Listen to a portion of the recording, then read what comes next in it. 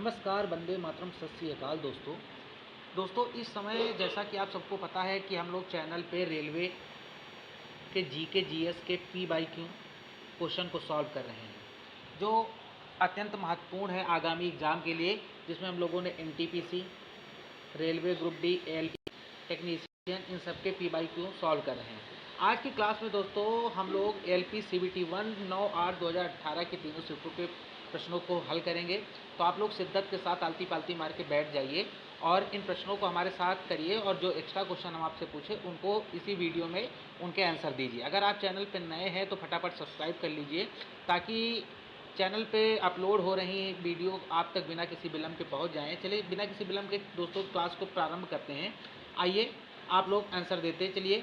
जैसे दोस्तों पहला क्वेश्चन आया था 9/8/2018 की फर्स्ट शिफ्ट में कि सर्च लाइट का परावर्तक कौन सा है। तो ये अवतल दर्पण है। अवतल दर्पण, अब ये बताइए कि दाढ़ी बनाने वाले शीशे में कौन सा दर्पण का प्रयोग किया जाता है, और गाड़ी की हेडलाइट में कौन से शीशे का प्रयोग किया जाता है, कौन से दर्पण का प्रयोग किया जाता है। नेक्स्ट क्वेश्चन है दोस्तों, पानी को ब्लीचिंग पाउडर में मिलाने पे कौन सी गैस निकलती है। तो क्लोरीन निकलती है। कौन सी निकलती है? क्लोरीन। क्लोरीन का परमाणु क्रमांक कितना है ये भी बताइएगा। किस अपक्रिया द्वारा उच्च प्रतिक्रिया वाली धातुओं का निष्कासन होता है। तो वह अपक्रिया कहलाती है इलेक्ट्रोलाइसिस। क्या कहलाती है? इलेक्ट्रोलिसिस। कौन सी अपक्रिया? इलेक्ट्रोलिसिस। नेक्स्ट क्वेश्चन है, उस धातु का नाम बताइए जिसे आसानी से चाकू से काटा जा सकता है। तो वह धातु कौन सी है? सोडियम, जिसका प्रतीक चिन्ह Na है और इसका परमाणु क्रमांक कितना, ये साथ में बताते चलिए। और क्या सोडियम के अतिरिक्त कोई और भी धातु है जिसे चाकू से आसानी से काटा जा सकता है? नेक्स्ट क्वेश्चन है दोस्तों, कौन सा एक सेपोट्रॉफ है। तो जो कुकुरमुत्ता है तुम्हारा, इसे ही एक प्रकार का ये सेपोट्रॉफ है। नेक्स्ट क्वेश्चन है दोस्तों, संवेग को किसके गुणनफल के रूप में व्यक्त किया जाता है।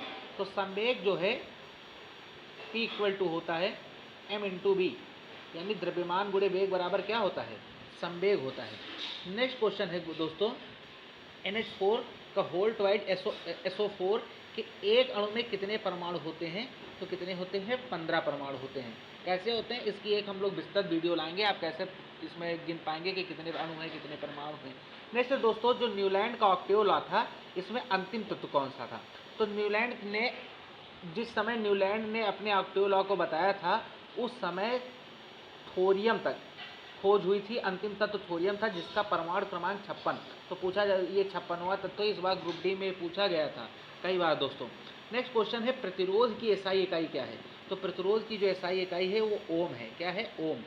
अब हम लोग दोस्तों, ये हमारे थे एलपी सीबीटी 1 के 9/8/2018 के फर्स्ट शिफ्ट क्वेश्चन। अब हम लोग करेंगे एलपी सीबीटी 1 के 9/8/2018 के सेकंड शिफ्ट के क्वेश्चन। चलिए बिना किसी विलंब के दोस्तों इन प्रश्नों को भी फटाफट कर देते हैं। यदि आप एक दर्पण में देखते हैं और पाते हैं कि छवि आपका परावर्तन आपसे छोटा दिखाती है, तो वो दर्पण कौन सा प्रकार का है। वो दर्पण उत्तल दर्पण है। और अवतल दर्पण में छवि हमेशा कैसी दिखाई देगी ये भी बताइएगा। खाद्य पदार्थों में दुर्गंध आने का मुख्य कारण क्या है। वसा और तेलों का क्या होता है। तो ऑक्सीकरण हो जाता है। नेक्स्ट क्वेश्चन है दोस्तों, थायरॉक्सिन के संश्लेषण के लिए निम्न में से क्या आवश्यक है। तो आयोडीन। ठीक है, आयोडीन की कमी से ही थायराइड ग्रंथि बढ़ जाती है, जिससे घेंगा यानी गलगंड नामक बीमारी हो जाती है। क्या हो जाती है? गलगंड नामक। देखता बहुत लोगों के निकल आता है। ठीक है, एक पौधे के तने या जड़ में घेरा किस कारण बढ़ता है। तो लेटरल मेरिस्टेम के कारण बढ़ता है। किसके कारण? लेटरल मेरिस्टेम के कारण। नेक्स्ट क्वेश्चन है दोस्तों, कौन सी बायोगैस संयंत्र में उत्पन्न नहीं होती है। तो CO कार्बन मोनोऑक्साइड उत्पन्न नहीं होती है। नेक्स्ट क्वेश्चन है दोस्तों, क्लोरीन गैस Cl2 में उपयोग निम्न में से किसके निर्माण में किया जाता है। तो bleaching powder CaOCl2, bleaching powder निर्माण वही वाला। यदि क्रिप्टॉन की परमाणु क्रमांक संख्या 36 है तो उसका इलेक्ट्रॉनिक विन्यास क्या होगा। तो देखो 2 8 18 8, इसका इलेक्ट्रॉनिक विन्यास क्या होगा। तो 36 का 1s2 2s2 ऐसे करते हो कि नहीं करते हो।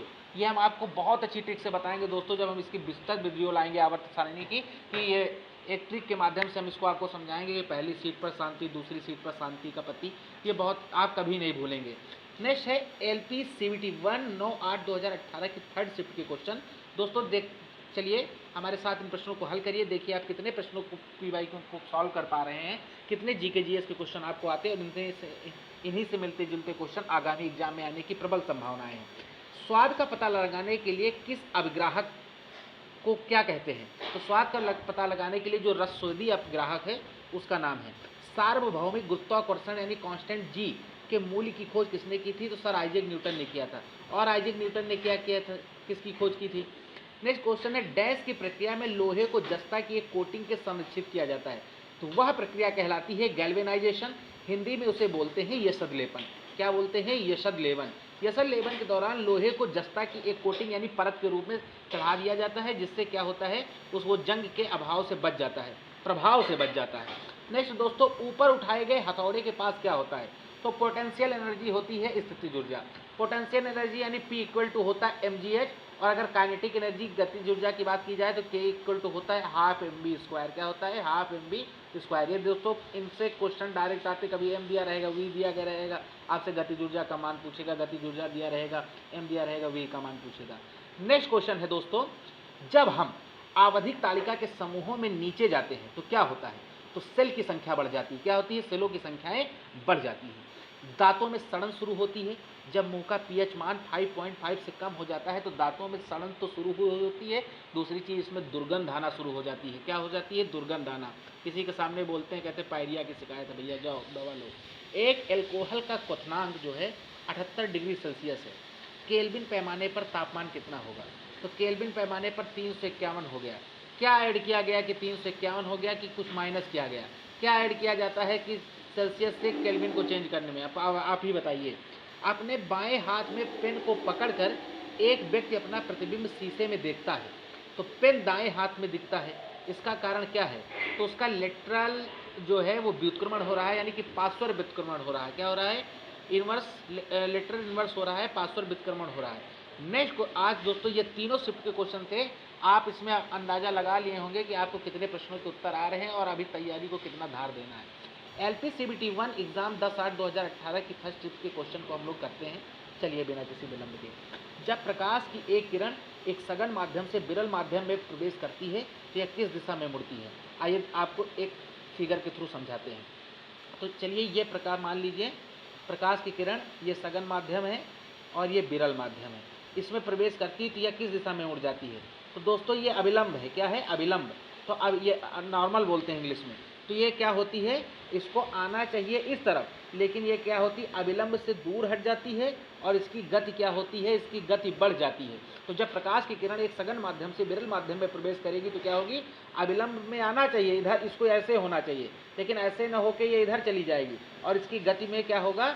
वृद्धि हो जाएगी। नेक्स्ट है दोस्तों ओजोन। ओजोन यानी कि बोलें तो O3। O3 में कितने परमाणु होते हैं? तो 3 परमाणु होते हैं। कितने? 3। जब किसी संकुचित सिलिंडर को छोड़ा जाता है तो स्थितिज ऊर्जा को किस ऊर्जा में परिवर्तित हो जाती है? तो पोटेंशियल एनर्जी काइनेटिक एनर्जी में क्या हो जाती है दोस्तों? चेंज हो जाती है, परिवर्तित हो जाती है। नेक्स्ट क्वेश्चन है दोस्तों, डैश के द्वारा विखंडन, डैश बहुविखंडन द्वारा उत्पन्न होता है, तो किसके द्वारा होता है? प्लाज्मोडियम। किसके द्वारा बहुविखंडन उत्पन्न होता है? प्लाज्मोडियम।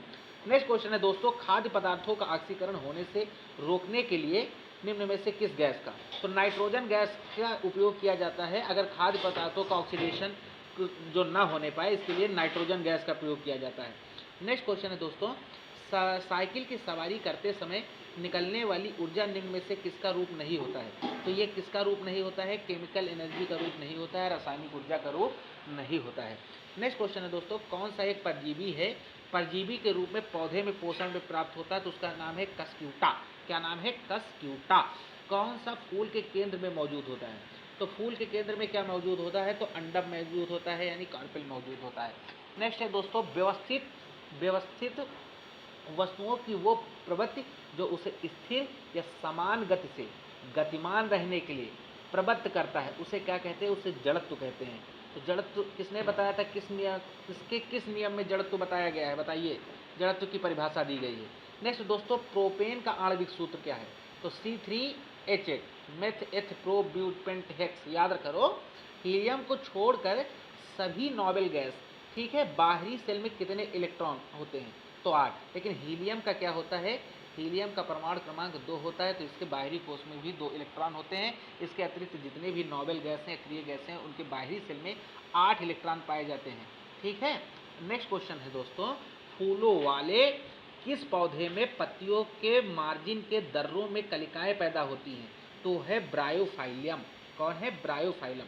नेक्स्ट क्वेश्चन है दोस्तों, रासायनिक गुणों में से मेंडेलियन ने निम्न में से कौन से तत्वों द्वारा बनाए गए यौगिकों पर ध्यान केंद्रित किया? तो उन्होंने जो ध्यान केंद्रित किया वो था हाइड्रोजन और ऑक्सीजन। क्या था? हाइड्रोजन और ऑक्सीजन। ये थे दोस्तों आपके टोटल क्वेश्चन। और ऐसे ही वीडियो पाने के लिए आप चैनल को फटाफट सब्सक्राइब कर लीजिए। इसके अतिरिक्त चैनल पे इम्पॉर्टेंट टॉपिक की स्टैटिक की वीडियो अपलोड की जा चुकी है और अपलोड की जा रही हैं। तो दोस्तों बिना किसी विलंब को चैनल को सब्सक्राइब करिए, वीडियो आइकॉन में जाइए चैनल के और वहाँ पे फटाफट जाके उन वीडियो को देखिए। आज की क्लास को यहीं पे देते हैं विराम, मिलते हैं एक नई क्लास के साथ में। तब तक के लिए लेते हैं अलविदा। रखिएगा अपना ख्याल। धन्यवाद।